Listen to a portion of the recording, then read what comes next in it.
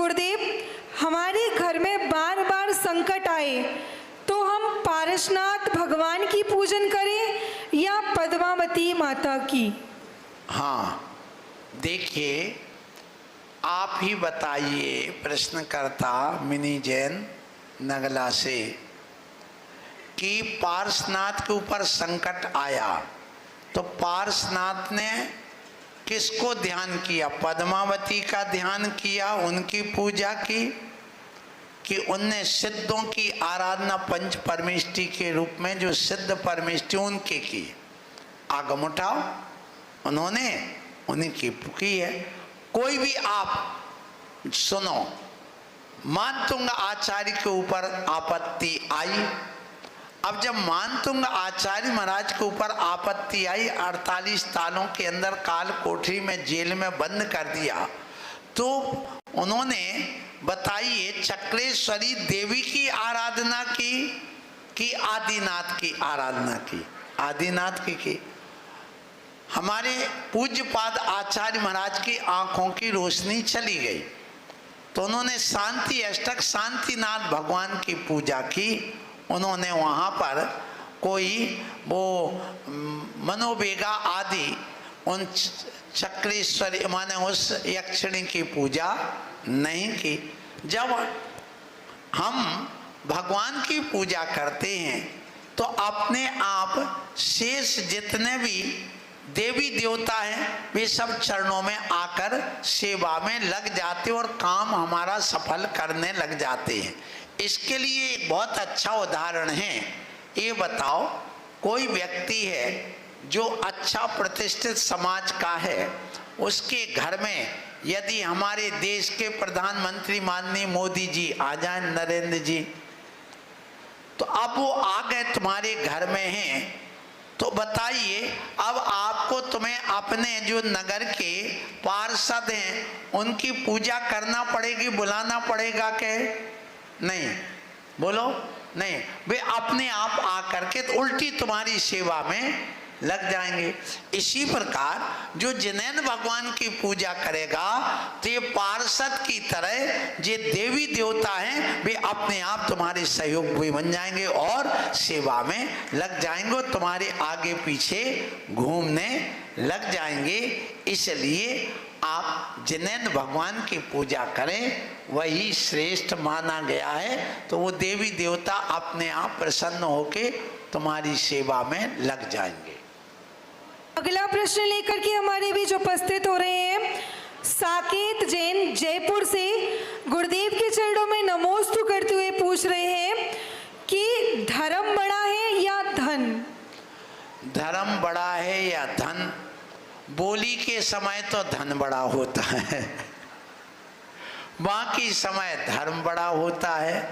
क्योंकि जब बोली लगती है तो उस समय जेब में हाथ जाता है कि भैया हमारे पास पैसा होता तो हम बोली ले लेते, लेकिन नहीं ले पा रहे सुशील भैया, तो इसका मतलब क्या है कि अभी कौन बड़ा हो गया है?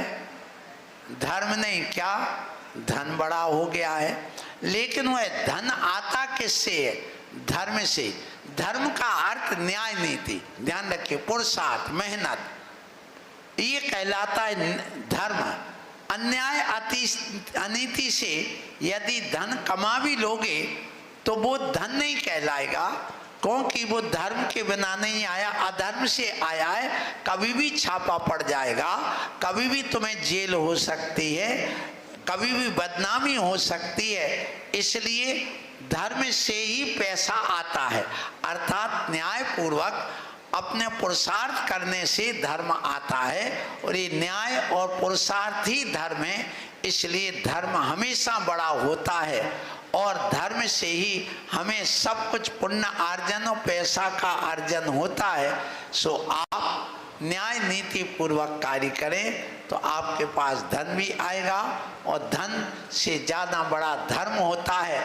लेकिन आज धर्म क्यों छोटा लगने लगा कि धर्म का अर्थ लोग इतना ही समझते, मंदिर का अभिषेक कर लेना, जाके प्रतिमा का आहार दान दे देना, पूजा कर लेना और बड़ी बड़ी बोली ले लेना। इसका नाम धर्म नहीं है, धर्म का साधन है। धर्म तो सही, अपना पुरुषार्थ करना, न्याय नीति से मेहनत करके खूब पैसा कमाना, ये पैसा कमाना भी धर्म है। ध्यान रखना गृहस्थ का, यदि पैसा नहीं कमाता, दुकानदारी नहीं करता, तो वह धर्म के मार्ग पर चल रहा। ध्यान रखना, क्योंकि 4 पुरुषार्थ में अर्थ पुरुषार्थ कहा गया है। और परिवार में यदि वह शादी करा रहा और कुल वृद्धि नहीं कर रहा, तो भी वह अधर्म कर रहा है। इसलिए कुल वृद्धि करना, धन की वृद्धि करना, लेकिन न्याय नीति पूर्वक अपने व्रतों का पालन करते हुए करे, वो धर्म है और वो करना चाहिए। आज का अंतिम प्रश्न लेकर के हमारे बीच उपस्थित हो रहे हैं मुनमुन जैन टूंडला से, और गुरुदेव के चरणों में नमोस्तु करते हुए प्रश्न कर रहे हैं कि किसी रिद्धिधारी महाराज और आज के महाराज को आहार देने की महिमा क्या होती है? रिद्धिधारी महाराज आज है नहीं, ये तो पक्की बात है। आज तो ऐसे ही सामान्य महाराज हैं हम लोग, बिना रिद्धि के। ना रिद्धि है, ना सिद्धि है, ना प्रसिद्धि है। कौन पूछ रहा निर्भय सागर को, बताओ हैं? तो अब बताइए, ऐसी स्थिति में वो जो रिद्धिधारी मुनि महाराज चतुर्थ काल में थे, और आदिनाथ भगवान जैसे तीर्थंकर भी हमारे सामने थे, लेकिन ये कहा गया है इस पंचम काल में यदि बिना रिद्धिधारी दिगंबर मुनिराज तुम्हें मिल जाएं, भले थोड़ी बहुत उनके व्रतों में अतिचार भी क्यों ना हो, तो भी तुम्हारे लिए इतना पुण्य है, इतना महान है वह दान आदि करना, सेवा करना। आगम कहता है जब साक्षात चतुर्थ काल में मोक्ष मार्ग सामने तैरता हुआ नजर आता था, अर्थात यहाँ मुनि बने, केवल ज्ञान हो गया, रिद्धियां हो गई, तो लोगों को श्रद्धा जल्दी आती थी, जल्दी समझ में होती थी, और उस मार्ग पर बढ़ जाते थे। और वहाँ पर वो जल्दी वह वज्र वृषभ नाराज सैनन होने से वर्षों वर्षों महीनों महीनों उपवास कर लेते थे। आज ना साक्षात कोई रिद्धि सिद्धि हो रही, ना कोई तीर्थंकर गणधर आदि दिख रहे हैं, और ना कोई यहाँ पर कोई अपने त्याग तपस्या से कोई सिद्धि हो रही है। फिर भी हम लोगों की आस्था देखे, हीन सैनन होने पर भी भगवान की आज्ञा का पालन करते हुए हम लोग जिन शासन की प्रभावना में तीर्थंकरों जैसे लगे हुए, ध्यान रखना, आत्म साधना करने में लगे हुए। इसलिए भगवान ने स्पष्ट कहा कि चतुर्थ काल में कोई भी साधु 1 साल का जितना उपवास करके कर्म की निर्जरा करता था, उतना आज का साधु 1 दिन के उपवास करने में कर्म की निर्जरा कर लेता है।